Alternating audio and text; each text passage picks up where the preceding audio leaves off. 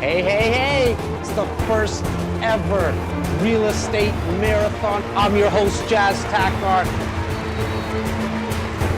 Mr. Levitt, are you there? How you doing? Can you hear me? I can hear you perfectly fine. Thank you so much for being part of history today. It's the first ever real estate marathon. I'm not sure what time it is, like live time, but I feel like I've been going on for about 7 hours. I've been probably going on for about 7 hours. So we're going right through to 9 p.m. today, and your segment is very, very timely. We're going to be talking about the Bill 184, the new Bill 184. But Doug, why don't you just talk to my marathoners quickly about what you do before we get into the Bill 184? So my background essentially is in litigation, commercial litigation. In that capacity, most of my clients are either landlords, developers, lots of condo corporations, real estate agents, brokers, people in the industry.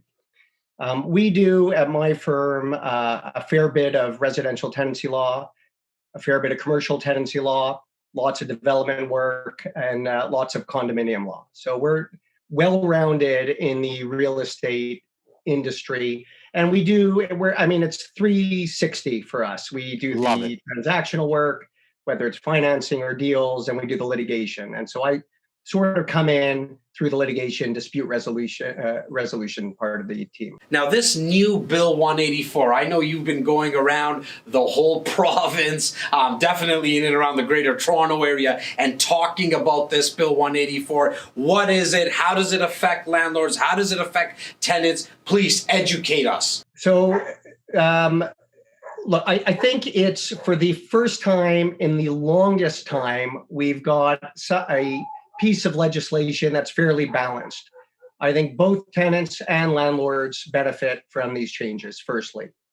There was and has been a lot of controversy around it, particularly from the tenant groups. I'm sure you've seen the news. People are climbing over Mayor Tory's house.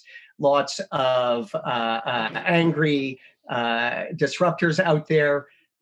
But there's nothing to be upset about. Nothing from the tenant side, and quite frankly, I think nothing from the landlord side. I think some of the highlights from a landlord's perspective include the following. Number one, in the old regime, landlords could not recover unpaid utility expenses at the landlord and tenant board. Okay. Right? You couldn't go to the LTB. You could get rental arrears. You can get damages or compensation for disrepair costs to your residential complex, but you couldn't get utility costs. If you wanted to. So Doug, if my tenant didn't pay the hydro bill, it was under his or her name, the water bill, me as a landlord, I could not get this back. You couldn't get it back from the landlord and tenant board. In order to get it back, you had to go to the small claims court, which was difficult, not cost effective. One of the changes, which I think is notable, is that now you can get those utility costs back from the LTB.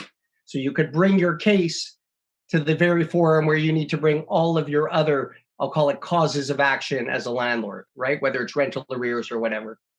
Another big one for landlords is that under the old act, if you had a case against a tenant, you could only bring it to the landlord and tenant board when the tenant was in possession of the rental unit. And that was a big pain for landlords for a number of reasons. Now, even where a tenant vacates the rental unit, if you bring your application within the 1 year period that follows that, you can go to the landlord and tenant board. So it's almost like a holdover period, so to speak, for that 1 year time after they've actually left. It's a holdover period, and it's a holdover period that the tenants had. So in the old regime, tenants could take their former landlords to the court, to the landlord and tenant board. And if the landlord had, let's say, a counterclaim, right? Former tenants are suing the landlord for something, and the landlord wanted to sue the tenant for something. They couldn't, because they couldn't bring their action at the LTB because the tenant was a former tenant. But now they can. Perfect. Another big thing is that now landlords can get damages or compensation for tenants that substantially interfere with their reasonable enjoyment.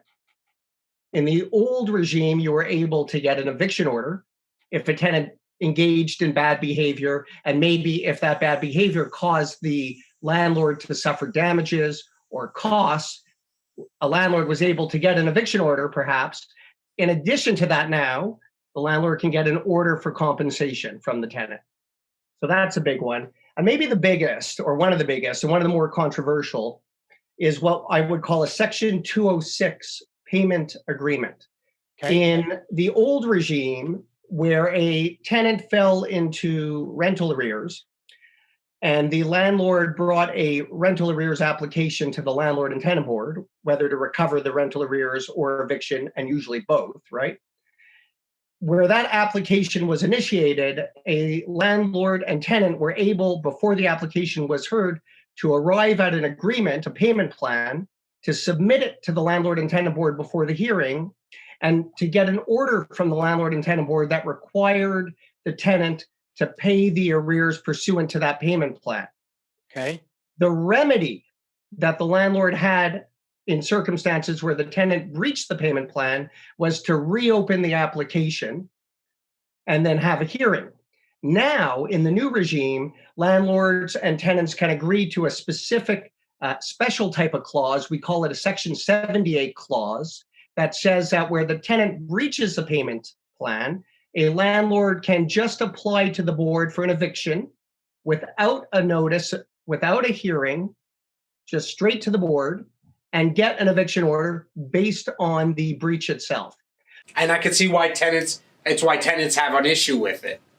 Well, that's what the tenants have an issue with. And the answer to the tenants issue, and it's not a huge issue, although the landlord does get an order if the tenants breach, the easy answer to the tenants is don't breach. Right. Pay your rent. Right. Yeah. Of rental housing, but if you don't pay your rent and you do breach and an order of eviction is obtained against you, you as a tenant can still go to the landlord and tenant board and bring what we call a motion to set aside and stop the eviction from taking place so that you can argue your case for the board. So tenants still, even with this new provision in the legislation, they still have the opportunity to go to the board. The board always remains the gatekeeper for these eviction applications. And is it safe to say the board always favors tenants anyways? Like with this new legislation, do you think there's been any type of swaying in the favor of landlords? And I'm not having a conversation with you that like, oh, I'm all about let's protect landlords. I'm all about trying to find a fair scale, if that makes sense. The legislation is interpreted as having a tenant protection focus, quote unquote. Mm-hmm. Right. That's right from the case law. So absolutely, and it's a remedial piece of legislation. That means it's been put in place to remedy an unfair balance of power. So to answer your question, yes, the scales, I would say, are tipped more in favor of the tenant. And at times perhaps too in favor of the tenant. But when we're talking about changes that I've seen in the 20 plus years I've been practicing, this recent group of changes is the most balanced that I've seen. And it makes sense given that it's coming from this conservative government. The changes right before with the Wynne government, that came in were, in my opinion, they were terrible. I don't think that they helped anybody. If I'm giving my opinion, I think it was one of these last-ditch efforts to get elected. I don't think it helped everybody, but it was clearly something that was designed to be tenant friendly and tenant centered, and it makes sense from a political perspective. There are more tenants that vote than landlords. It's the bottom line. Now, for anybody who's watching and listening, you might have a current situation that you're going through. Please email us at info@reccanada.com, and Tyler and Luke and Bobby and the rest of the team, specifically Tyler, will make sure that we get you in touch with Doug's team. I know this is what a lot of our REC insiders were asking for, was to find more out about the bill, the new bill, which is Bill 184. Now, Doug, is the landlord-tenant board open now? Like, are things running now? What's happening around all that? There's a few things that are happening. It's a good question. There were two major, I guess I'll call it, events that came from COVID-19. One was there was this eviction moratorium that was put in place by the Chief Justice, an order that suspended the carrying out of residential evictions. So in order to evict a tenant, you have to get a landlord and tenant board order. And once you have an eviction order, you can't just go ahead and change the locks. You need to file it with the court enforcement office. We call them the sheriff. Okay. And the sheriff has to carry it out. But there was an order in place stopping the sheriff from carrying those things out. Okay. And that order was just lifted, essentially. And now the sheriff, effective August 4th, has been scheduling and carrying out evictions. There is an appeal in the works. Landlords know about it. This is before the courts. There's an appeal that are being brought by certain tenant groups to put the eviction moratorium back in place. Okay. The hope is from these tenant groups is that they could get that eviction order, that suspension order back in place so evictions can't be carried out. That appeal and that proceeding is still pending. It hasn't been determined, but it's out there, and you should know that as a landlord. So that's number one. Number two, the landlord and tenant board stopped hearing eviction applications and issuing eviction orders. That was the other thing that happened, big thing that happened in COVID. What I understand that's happening now is that the LTB is now scheduling these eviction applications and is in fact rendering eviction orders, but it ain't going to happen quickly. There must be a massive backlog. There was a massive backlog without COVID-19. I mean, that's the truth. They were way, way, way, way under-resourced there. They had half the adjudicators that they needed. They were running, I would say, somewhere in the neighborhood of 6 to 8 weeks before getting a matter heard for the first time. And many of those matters were adjourned. That was in December 2019. Right. Okay, we're sitting now and it's August 2020, and the backlog is just enormous. Even with them starting to hear cases, if they don't hire the people that they need there to hear the cases, then I can see eviction applications taking somewhere in the neighborhood of 6 to 12 months easily. Is a good tip right now, or strategy, that if you're going through something in terms of needing to evict, like get it started or just get in touch with you and the team? I was recommending you get it started during COVID even, because they were accepting applications. They weren't scheduling it. Get in line. The sooner you get in the line, the quicker it's going to get heard. And again, it ain't going to be fast. I don't want anyone to think this is going to be a quick process, but you got to start and you got to do it. The other thing you should know, actually, which is important, it's one of the changes, is that if you're bringing an eviction application for rental arrears that accumulated either in whole or in part after March 17, i.e. the declaration of the emergency, then one of the things that the landlord and tenant board is going to consider before they order an eviction is whether you, the landlord, made efforts to mediate or negotiate a payment plan for the rental arrears situation. If you didn't make those efforts, 100% you're not going to get an eviction order. They're going to impose a payment plan. They're likely going to impose a payment plan no matter what. But for sure, if you didn't make those efforts, you have a problem. We've been speaking about if issues come up and if we need repayment. I'm a guy who likes to think of things from the perspective of being proactive. What's some tips and strategies for our investors, our wannabe landlords, or landlords that are going to become investors that are going to become landlords? What are some tips to not get into those situations while you're looking for tenants? clearly with the rental arrears situation, I think it makes sense to try to work things out with your tenant. You want to get paid your rent. Presumably they want to continue living there and should want to pay their rent as well. Trying to work things out now will help you at the landlord and tenant board, because if you don't, as I said moments ago, you're not going to get your eviction order. That's number one. I think you need to be, and this doesn't only stand for now, today, post-COVID-19, but it's pre-COVID-19. You want to move quickly when you have a problem or situation. There are a lot of landlords, particularly small landlords out there, that will try to work things out with their tenants and delay taking enforcement proceedings. And I think that's great. I think you should try to work things out with your tenants, but I think you need to do all of the above. You need to work both angles contemporaneously with each other. You got to work or try to work out things with the tenant, and you got to push forward at the landlord and tenant board. And the reason for that is, as I said moments ago, even in the best of times, the landlord and tenant board moves very, very, very slowly. So now, Doug, but what can some of our guys like that are actually looking for tenants, like when they're writing up the lease agreement or going through the reference check, what's some tips from that perspective?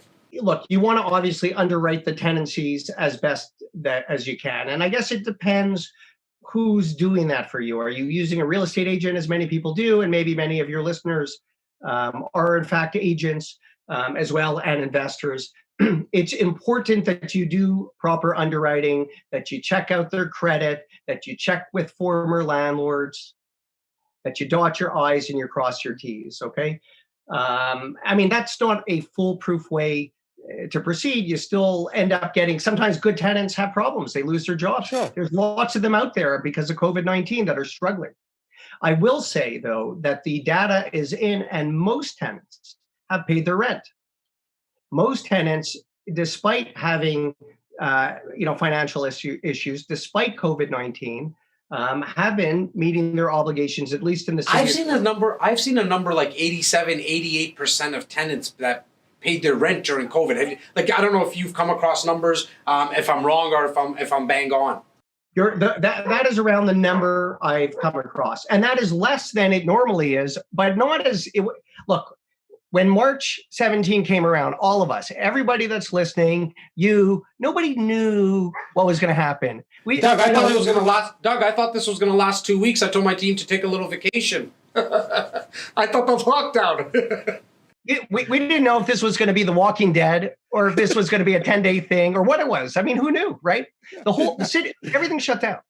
And so, there was this concern that there would be this terrible rent strike, and there are people still yelling about that, right? Look, from where we sit today, it hasn't been anywhere near as bad as all the alarmists thought in every respect, in every metric, okay? I think, this is my opinion, but certainly with rent. We're talking, I've heard 92% too, or 90%. I've got a lot of big clients. They're at the 95% mark. That 87, 80, call it even 85%. I said 87 to 88, but say 85%. It actually coincides with the unemployment rate that we saw in the province, right? In the country, we saw about 15%. So it kind of made sense. I know it's a lot lower of people paying rent. We usually are seeing a lot higher, but it kind of made sense. I mean, people lost their jobs. There were industries that were decimated from this, right? And a lot of tenants, unfortunately, came across terrible financial times, right? But still, because of the government supports, most people paid their rent. I mean, that's what's happened. And so now, Doug, does your firm take care of also like looking over lease agreements? When does somebody get you involved? Or when should they get you and your team involved? I hope is there a way of getting you involved before there becomes any issues? My group is sort of like special teams we come in when the what has hit the fan. Got it. And we solve problems. But there are other people in my firm that take care of things from the get-go. So we have my clients, when they're coming to buy a building or buildings, or they're selling buildings, will come to us, right? If, by way of example, there's a problem with the agreement of purchase and sale, the deals don't close, you know what hits the fan? It comes to me, you know? And then we solve the problem here, and then we bring it back to the transactional guys. The same with the residential tenancy stuff. I mean, we do things from the beginning to end. As you know, in Ontario, there's a prescribed lease. Yep.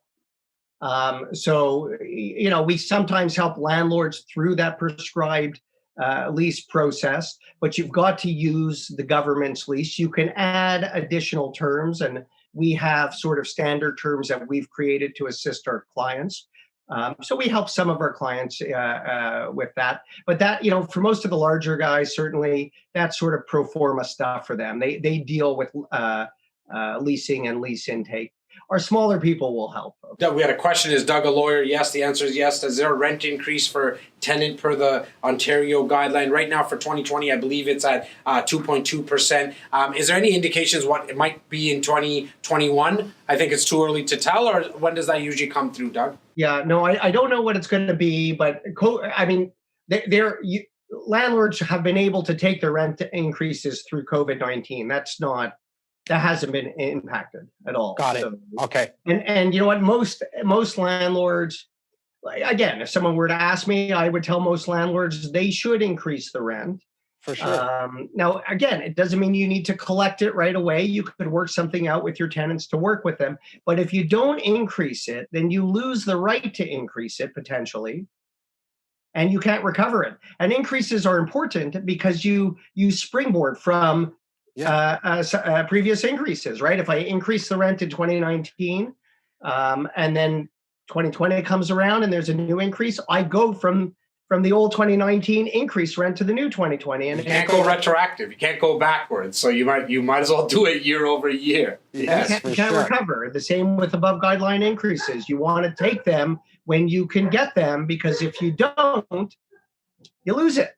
Doug, I'm going to obviously have you on a long form podcast. We'll go much deeper into all things around landlords and tenants and how to be proactive. And when the you-know-what hits the fan, what we can do. We're going to go long form. We're going to go 45 hour and a half, whatever it is. I want to thank you very, very much. I know how busy you are, but also I know you're spending some time with family, and you still gave me the 20 minutes and a little over. So thank you very much for your time. And for anybody who wants to be connected with Doug and his team, send us an email, info@reccanada.com. And Ty Walburn is standing by to set up those introductions. Doug, I'll reach out to you shortly. Thank you so much.